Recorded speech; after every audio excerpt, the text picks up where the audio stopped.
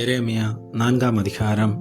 இஸ்ரவேலே, நீ திரும்புகிறதற்கு மனதாயிருந்தால் என்னிடத்தில் திரும்பு என்று கர்த்தர் சொல்லுகிறார். நீ உன் அருவருப்புகளை என் பார்வையின்று அகற்றிவிட்டால் நீ இனி அலைந்து திரிவதில்லை. நீ உண்மையோடும் நியாயத்தோடும் நீதியோடும் கர்த்தருடைய ஜீவனை கொண்டு ஆணையிடுவாய். புறஜாதிகளும் அவருக்குள் ஆசீர்வதிக்கப்பட்டு அவருக்குள் மேன்மை பாராட்டுவார்கள். யூதா மனுஷரோடும் எருசலேமியரோடும் கர்த்தர் சொல்லுகிறது என்னவென்றால், நீங்கள் முள்ளுகளுக்குள்ளே விதையாதிருங்கள், உங்கள் தரிசு நிலத்தை பண்படுத்துங்கள். யூதா மனுஷரே, எருசலேமின் குடிகளே, உங்கள் கிரியைகளுடைய பொல்லாப்பு நிமித்தம் என் உக்கிரம் அக்னியைப் போல எழும்பி அவிப்பார் இல்லாமல் எரியாதபடிக்கு நீங்கள் கர்த்தருக்கென்று உங்களை விருத்த சேதனம் பண்ணி உங்கள் இருதயத்தின் நுனித்தோலை நீக்கி போடுங்கள். தேசத்தில் எக்காலம் ஊதுங்கள் என்று சொல்லி யூதாவில் அறிவித்து எருசலேமில் கேட்க பண்ணுங்கள். நாம் அரணான பட்டணங்களுக்கு உட்படும்படிக்கு சேருங்கள் என்று சொல்லி உரத்த சத்தமாய் கூப்பிடுங்கள். சியோனுக்கு நேரே கொடியேற்றுங்கள், கூடுங்கள், நிற்காதிருங்கள். நான் வடக்கே இருந்து பொல்லாப்பையும் மகா சங்காரத்தையும் வர பண்ணுகிறேன். உன் தேசத்தை பாழாக்கி விடும்படிக்கு சிங்கம் தன் புதரிலிருந்து எழும்பி ஜாதிகளை சங்கரிக்கிறவன் தன் ஸ்தானத்திலிருந்து புறப்பட்டு வருகிறான். உன் பட்டணங்கள் குடியிராதபடி அழிக்கப்படும் என்கிறார். இது நிமித்தம் இரட்டை கட்டி கொள்ளுங்கள், புலம்பி அலறுங்கள். கர்த்தருடைய உக்கிர கோபம் நம்மை விட்டு திரும்பவில்லையே. அந்நாளிலே ராஜாவின் இருதயமும் பிரபுக்களின் இருதயமும் மடிந்தவும் ஆசாரியர்கள் திடுக்கிட்டு தீர்க்கதரிசிகள் திகைப்பார்கள் என்று கர்த்தர் சொல்லுகிறார். அப்பொழுது நான், கர்த்தராகிய ஆண்டவரே, உங்களுக்கு சமாதானமாய் இருக்கும் என்று சொன்னதினால் மெய்யாகவே இந்த ஜனத்துக்கும் எருசலேமுக்கும் மிகுதியான மோசத்தை வரப்பண்ணினேர். பட்டயம் பிராணன் மட்டும் எட்டுகிறதை என்றேன். வனாந்தரத்திலுள்ள உயர் நிலங்களிலிருந்து ஒரு தீக்காற்று என் ஜனமாகிய குமாரத்திற்கு நேராக அடிக்கும் என்று அக்காலத்திலே இந்த ஜனத்தோடும் எருசலேமோடும் சொல்லப்படும். அது தூற்றவும் மாட்டாது, சுத்திகரிக்கவும் மாட்டாது. இதை பார்க்கிலும் பலமான காற்று என் காரியமாய் வரும். இப்பொழுது நானும் அவர்களோட நியாயம் பேசுவேன். இதோ மேகங்களைப் போல எழும்பி வருகிறான். அவனுடைய இரதங்கள் பெருங்காற்றை போலிருக்கிறது. அவன் குதிரைகள் கழுகுகளிலும் வேகமானவைகள். நமக்கு ஐயோ, நாம் பாழாக்கப்படுகிறோமே. எருசலேமே, நீ ரட்சிக்கப்படும்படிக்கு உன் இருதயத்தை பொல்லாப்ப கழுவு. எந்த மட்டும் அக்கிரம நினைவுகள் உன் உள்ளத்திலே தங்கும். தானியிலிருந்து ஒரு சத்தம் வந்து செய்தியை அறிவிக்கிறது.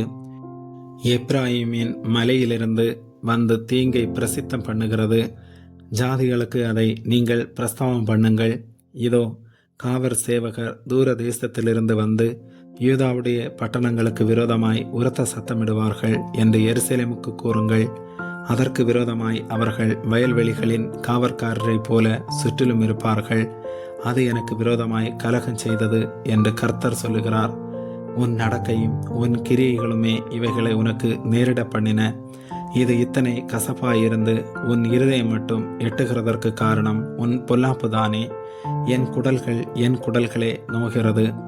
என் உள்ளம் வேதனைப்படுகிறது. என் இருதயம் என்னில் கதறுகிறது. நான் பேசாமல் அமர்ந்திருக்க கூடாது.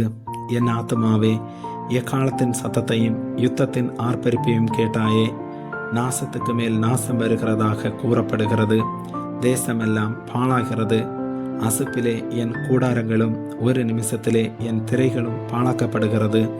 நான் எதுவரைக்கும் கொடியை கண்டு எக்காலத்தின் சத்தத்தை கேட்பேன்? என் ஜனங்களோ மதியற்றவர்கள். என்னை அவர்கள் அறியாதிருக்கிறார்கள். அவர்கள் பைத்தியமுள்ள பிள்ளைகள். அவர்களுக்கு உணர்வே இல்லை. பொல்லாப்பு செய்ய அவர்கள் அறிவாளிகள், நன்மை செய்யவோ அவர்கள் அறிவில்லாதவர்கள்.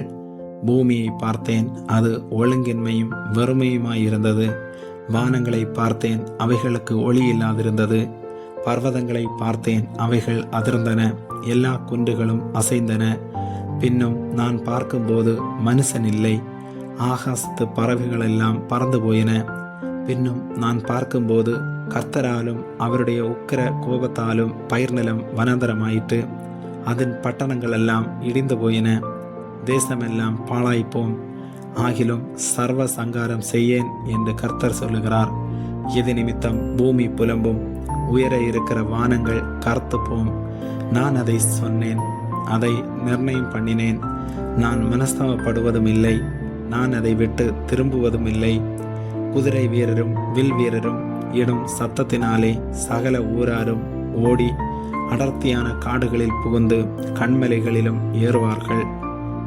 ஒரு மனுஷனும் அவைகளிலே குடியிராதபடி எல்லா ஊர்களும் விடப்பட்டிருக்கும். பாழாய் போன நீ இப்பொழுது என்ன செய்வாய்? நீ இரத்தாம்பரம் உடுத்தாலும் பொன்னாபரணங்களால் உன்னை சிங்காரித்தாலும் உன் கண்களில் மையிட்டு கொண்டாலும் வீணாய் உன்னை அழகுபடுத்துவாய். சோரநாயகர் உன்னை அசட்டை பண்ணி உன் பிராணனை வாங்க தேடுவார்கள். கர்ப்ப வேதனைப்படுகிறவளின் சத்தமாகவும் முதல் விசை பிள்ளை பெறுகிறவளின் வியாகுலமாகவும் சியோன் குமாரத்தியின் சத்தத்தை கேட்கிறேன். அவள் பெருமூச்சு விட்டு தன் கைகளை விரித்து, ஐயோ, கொலை பாதகர்களாலே என் ஆத்மா சோர்ந்து போகிறதே என்கிறாள். ஆமேன்.